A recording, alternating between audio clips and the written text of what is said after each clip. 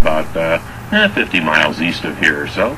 The home of the longest continuous burning tire fire in the world. That'd be Silver Springs, Nevada. Online, too, we have the not-so-lovely Aaron. Hey, Aaron, what's up?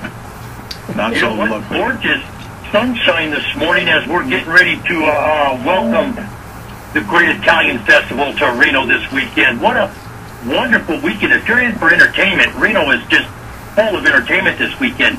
Hey, how about Aspen Foods recalling 2 million pounds of chicken? Wow. 2 million pounds? Yes. And there's some major farms in this. Aspen Foods is out of Chicago. And there's a salmonella thing going on here. Now, when I was learning to cook back when I was a teenager, they made us go to health classes and they showed us this little film strip.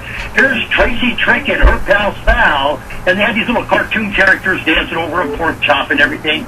But it was my understanding that if you get chicken to a certain temperature and you keep it refrigerated properly, that salmonella will be dead if you'll cook it out. So I don't know and understand the complete intricacies of this salmonella thing, but we have major farms involved here. Antioch Farms, Buckley Farms, Chestnut Farms, Rosebud Farm, and these are big players. Safeway Kitchens, Swamps is another one, and that's the outfit that goes around selling chicken door to door.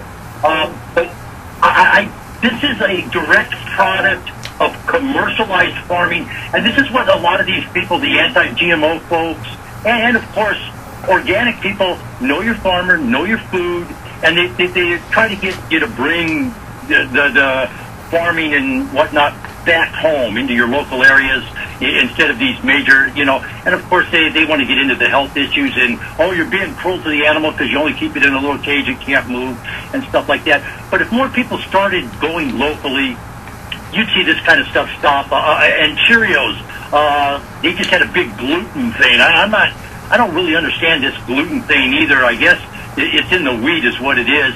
But it's one of those things, I never really heard about it until about 25 years ago. And, oh, by the way, that coincides with when all the GMO crap got put in our food supply. So I don't know. Hey, what is everybody's view on this Columbus Day issue? They want to change Columbus Day to Indigenous People Day. What the heck? Oh, wait a minute. Hey, that's exactly what I said. Here's what I don't get.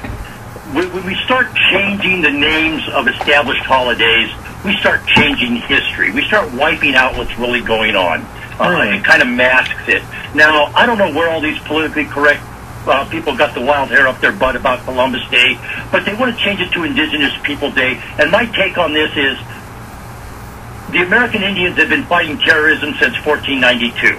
That's just my opinion.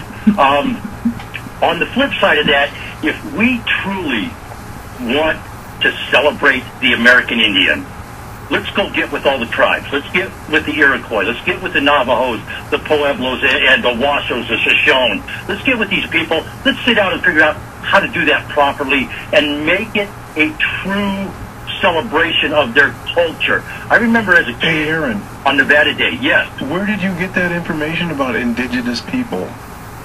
It's flying all over the internet right now. Oh, the internet. It's on Yahoo and everything. And I just commented on another radio station about it this morning. It's one of the hot topics right now. And I'm trying to pop it back up to see if I can get the link on it. But it's crazy that I just don't understand why everybody has this passion to rewrite history. It's the minorities ruling the majority. That's probably it. The inmates are running the asylum. Well, why not? Boy, howdy, huh? Well, yeah. Well, the people that normally run it aren't doing a very good job, so why not? Yeah, okay, and we don't have Christmas. It's a holiday. You know what? I have the same opinion that Dennis has about the Pledge of Allegiance. You know what? This guy, and whether you believe in God or you're spiritual or Buddha or whomever, this country was founded by Christian Puritan people. Consequently, we have a lot of prudish type things going on with our society, like they want to make something dirty out of breastfeeding. I'm sorry, that's just the most asinine thing I've ever Yeah, heard. really, give the But, lady a break. Jeez. You know, We're getting too one of those sensitive. things- I just think the politically correctness has gotten so far out of hand. I mean, let's be real for a minute. Indigenous People Day, what are they going to do on that day? Put demonstrations on how the white people came across the country, imprisoned all the Indians, and made them forget their culture by forcing them to speak English and write English? So it didn't happen when they came over. It didn't happen right away. It wasn't 100 years You know later. what I mean? Yeah, it's just, some of this stuff is just really, to me, bananas. I just don't get it. And it's like you said, it's kind of the minority, which, you know, the reality is our Constitution was set up to protect the minority, if you really think about it. And I just think this is just getting so far out of hand, it's just insane. Yeah, well, my feeling on when I say one nation under God, God has no specific religion to me.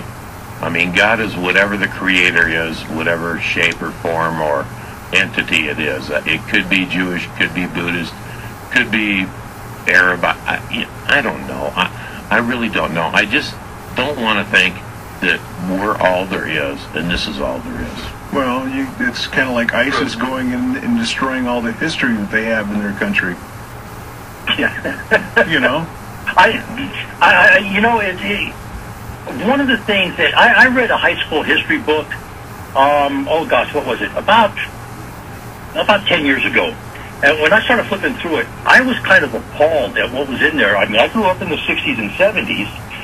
I was kind of appalled at what I was reading because it was not very accurate. And, you know, Goebbels, if I remember correctly, said it, you know, hey, to the winner go the spoils, and you get to write history now. You know, when they imprisoned him for war crimes. Right. So, and that's kind of what goes on now. And it's like I said, I can understand a little touch of the political correctness. And I'll give you an example of something. Aaron, hang on. We have a special call coming in here, so why don't you give us your contact information, and then we're going to go to this call while we still have time. Okay, hey, 775-230-9915 on the telephone. Hey, happy birthday, John Lennon. www.alladayllc.com. Let's all have a great weekend. Let's all be safe out there. All right. Thank you, Aaron. Boy, I appreciate what Aaron did here getting off. But we're going to head to the Dallas-Fort Worth area.